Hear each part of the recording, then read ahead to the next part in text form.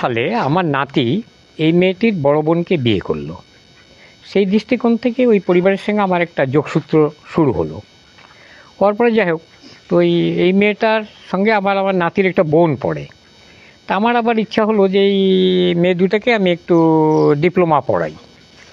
তার আগে ওই আমার নাতির আরেকটা বড় বোন ছিল, ওটাকে পড়ানোর কথা ছিল, কিন্তু হঠাৎ করে বোনটার বিয়ে হয়ে গেল।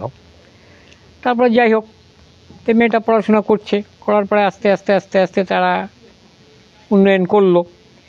করার পর তো বুঝেন তো, তার সঙ্গে সম্পর্কটা আমার হলো নানা নাতিনি। অনেকেই রসিকতা করে অনেক কিছু কথা বলে যে তুমি তোমার নানাকেই বিয়ে করে নাও। আমাকেও অনেকে বলে যে ভাই আর বাচ্চার দিয়ে আপনারও বয়স হয়ে গেছে, বিয়ে শাদী করা লাগে, তা নাতনিটাকেই করে নেন। তা এইটা একটু ভাইরাল হয়ে গেল। ভাইরাল হয়ে যাওয়ার পর আমিও একটু ডিসিশন নিলাম যে আমারও তো বয়স হয়ে গেছে, বিয়ে শাদী, একটা আমি একক মানুষ, একটা বিয়ে শাদী করার দরকার।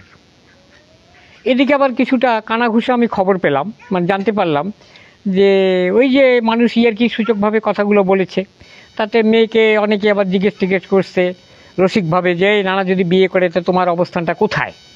তা সে নাকি পজিটিভে আছে। তারপরে যাই হোক, আমি সরাসরি একদিন মেয়েকে বললাম যে দেখো, এরকম তো অনেক কথাই তো আলোচনা সমালোচনা অনেক কিছুই হচ্ছে তোমাকে আমাকে নিয়ে।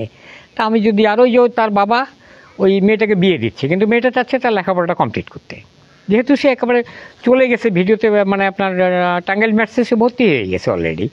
তাহলে সে চাচ্ছে যে ওখান থেকে সে তীরে এসে তরিটাকে ডুবাইতে চাচ্ছে না। তা আমি এই সেন্সে চিন্তা করলাম, তো তাকে বললাম যে তুমি কি, তোমার মতামত কী এখানে? তো বললো যে না, আমার এখানে কোনো দ্বিমত নাই। ভালো কথা। আমি আনুষ্ঠানিকভাবে আমার নাতিকে দিয়ে তার বাবার সঙ্গে কথা বলালাম। তো তার বাবা আবার আমার বয়সটাকে একটু ধরে উনি এটাকে ডিনাই করলেন। এটা তার জন্য ঠিক আছে, পিতা হিসেবে আমি এটাকে খারাপ বলবো না।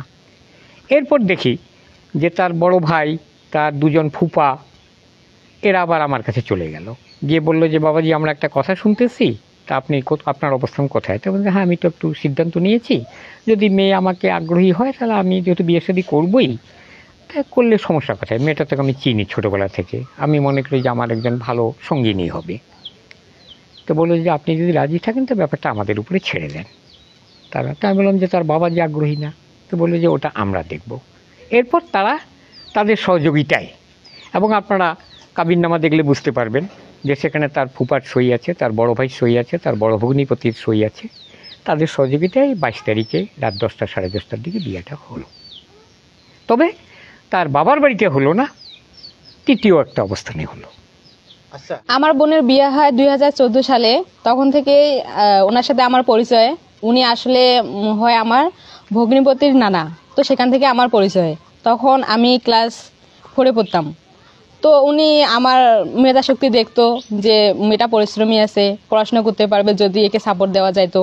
তো ওনার একটা স্বপ্ন ছিল, আমার আবার বোনের একটা বোন ছিল, আমার বোনের একটা ননদ ছিল, যে আমরা আবার দুইজনে একই ক্লাসে পড়তাম। ক্লাস 4 থেকে ওর সাথে আমার পরিচয়। দুইজনে আমরা পিএসসি পাশ করি। পিএসসি পাশ করার পরে নানা একটা কথা বলছে যে দুইজন আমি একসাথে ডিপ্লোমাতে পড়াবো। তো সেখান থেকেই ওনার স্বপ্ন দেখা শুরু। আর যখন আমি আস্তে আস্তে শুনতে পারি যে ইনি আমাকে নিয়ে একটা স্বপ্ন দেখছে, তখন আমারও কিছু স্বপ্ন সৃষ্টি হইলো যে ঠিক আছে, আমিও একটা ডাক্তার হব, জনমানুষের সেবা করব, এরকম একটা চিন্তা চেতনা আসি গেছে আমার মধ্যে। তারপরে এভাবে উনি আমার পাশে ছিলেন সবসময়।